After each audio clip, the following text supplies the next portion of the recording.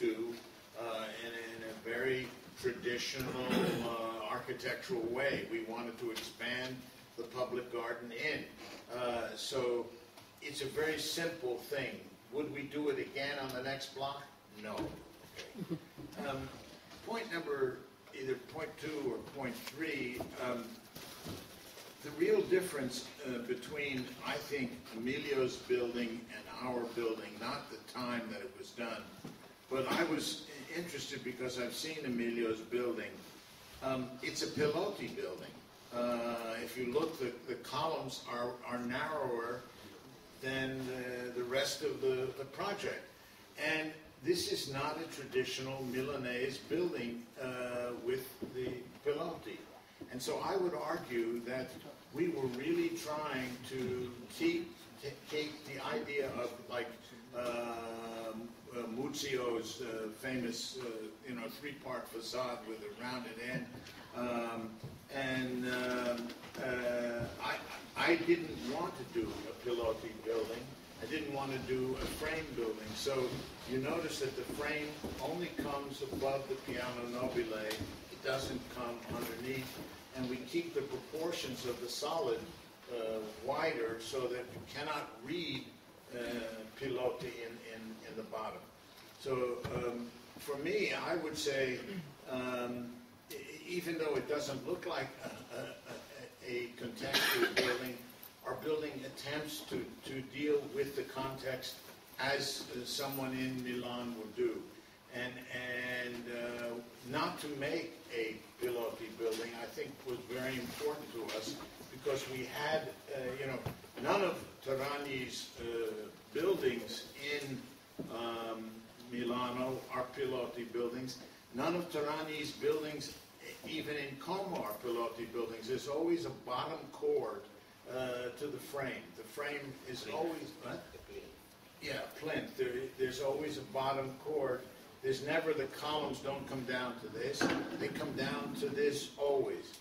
And to me, Terragni is an example of Lombardia, which is Milano, Como, whatever. And to me, doing a Pilotti building is antithetical to what was happening in the region, whether from 1920 to 1980, etc. And it was very important to us to have a solid base, a tripartite relationship with the possibility of this metallic structure at the top. I don't know if that answers some of the questions that you raised. Un'altra considerazione è stata la possibilità di cambiare rifacendo sempre le stesse cose. Right. Questo è quello che a me è interessato. Il lavoro sui modelli, il lavoro sintattico, come dire, rimanere in un binario se si vuole, però chiedere all'architettura se può essere sempre diversa senza il capriccio, senza scelte casuali, senza, quando diceva, credo Eisenman, questo non è design, non abbiamo voluto fare questa forma perché ci piaceva, non era questo. Allora ci sono dati. Allora, alcuni dati sono assolutamente esterni, il building regulation, ribaltamenti, lo spessore della manica oltre il quale non ho luce, e sono dati. Oltre a questi, quello che a me ha entusiasmato è stato, come dire, porre degli altri dati, decidere delle ulteriori norme, chiamiamole così, delle procedure, un processo che potesse in un certo senso da un lato vincolare la scelta, ma dall'altro farla andare. Molto spesso non si sapeva dove il set di regole avrebbe portato, andava da un lato, andava dall'altro. Questo è successo anche in altri progetti ed è quello che da un mio punto di vista è entusiasmante. Quindi non essere schiacciati da Milano, da Terragni, da Eisenman, lui stesso, bensì stare lì, lavorare su questo pezzo in relazione sia alla città, però anche proprio sulla sintassi di questa cosa, e vedere come queste regole che di volta in volta vengono messe sul piatto agiscano. agiscano e portino l'edificio in varie possibili direzioni. Molto dinamico come processo, molto, come dire, poetico. Sì, il ragionamento mi sembra molto lucido e logico, però abbiamo riflettuto recentemente con altri colleghi sulle trasformazioni che sta subendo Milano e naturalmente abbiamo di che, come dire, non dico lamentarci, ma senz'altro riflettere seriamente su quello che sta succedendo e cercare di capire come ci si confronta con questa realtà in trasformazione. La cosa che più mi ha impressionato e che è stata ripresa da voi in questa illustrazione del progetto è il fatto che voi collocate questo edificio come contributo alla storia degli edifici residenziali realizzati tra gli anni 30 e i primi decenni del dopoguerra. E diciamo che chiunque faccia un'opera d'architettura a Milano, io stesso senza dichiararlo, mi sono posto in questo tipo di prospettiva, diciamo così. Però per me era per certi versi più facile confrontarmi con Milano, perché 20 anni fa quello che abbiamo sotto gli occhi oggi non c'era ancora con questa evidenza e con questo impatto. E io, vedendo il vostro edificio e riconoscendo quegli elementi di raccordo con quella storia che voi avete giustamente evocato, però lo interpreto anche come un edificio che già cerca di misurarsi col nuovo scenario, in termini di, come dire, introduzione di scelte di qualità, ma che in qualche modo si fa già carico di confrontarsi col nuovo scenario.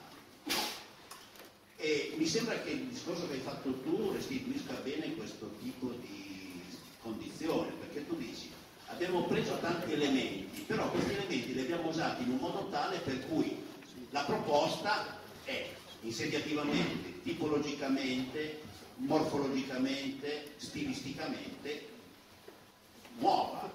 Cioè non è che io posso dire avete copiato qualcuno di quei 30 edifici che avete citato come parte della storia alla quale ci proponete di appartenere, no? La cosa che mi sembra interessante è capire, cioè è dare una risposta oggi in termini molto generali, se questo riferimento alla storia è, per così dire, oggettivo o relativo e che tipo di relatività mette in gioco.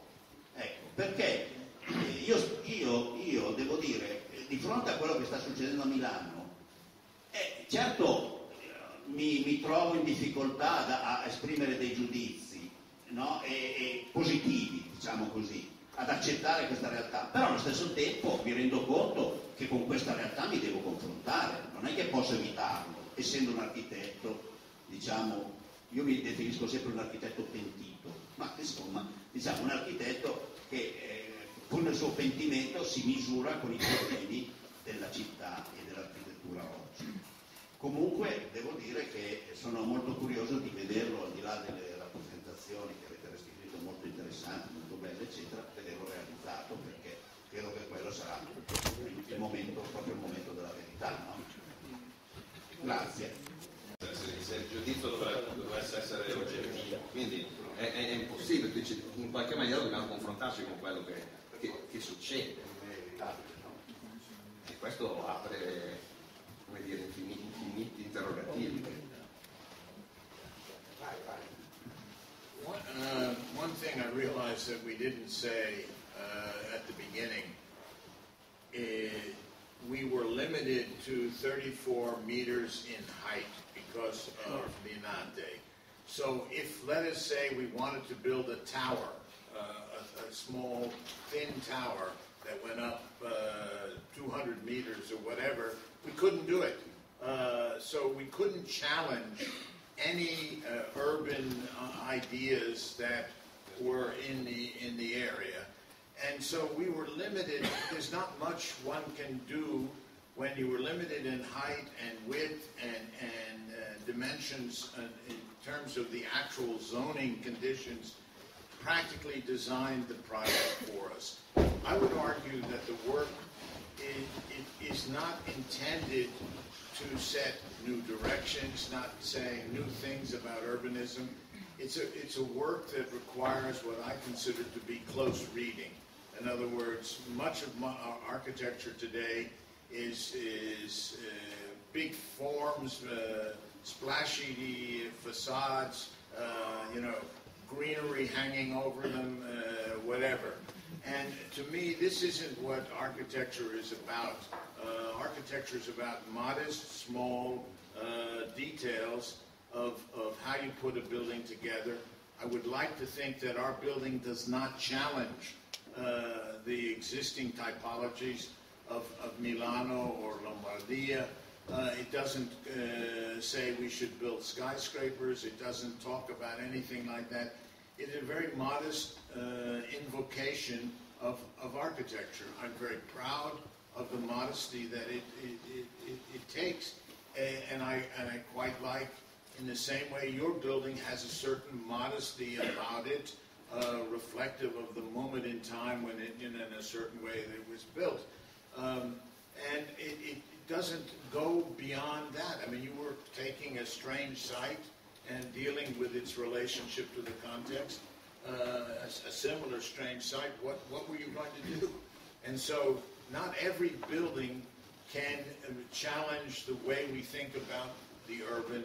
Not every building can challenge the way we live. I mean, the kinds of apartments that are in the building are comfortable, modest, upper middle class apartments. They're not spectacular. They don't have double heights. They don't have, great kitchens, and marble bathrooms and jacuzzis and spa.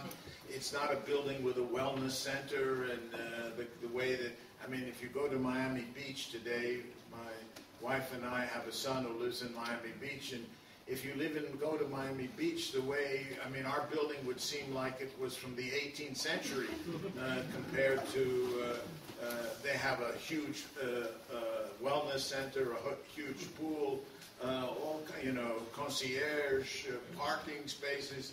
I mean, my God, the kind of way you would live in Miami Beach is very different than the way you would live in Milano on a site like this.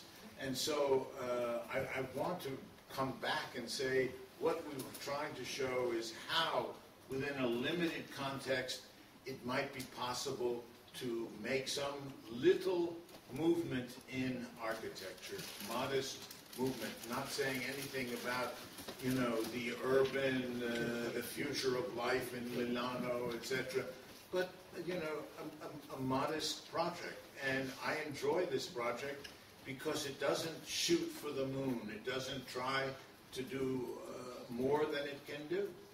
And so, certainly we wouldn't have gotten past the commission had it been other, by the way, I think.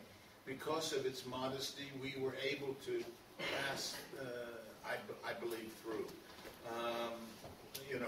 albeit with some difficulty. Anyway, I just want to present it in that context. Like your building is not a breakthrough in the world. It is a very fine project of its time, in its place, and that's what we need more of. We are talking about sprezzatura, a little more. That's right, that's sprezzatura. But I don't want it. I mean, Too much. No. I mean, I think the building is all about sprezzatura. It's all about sprezzatura. And that's a concept that's very Italian, and one has to understand what that means, and if I would like to see it in that.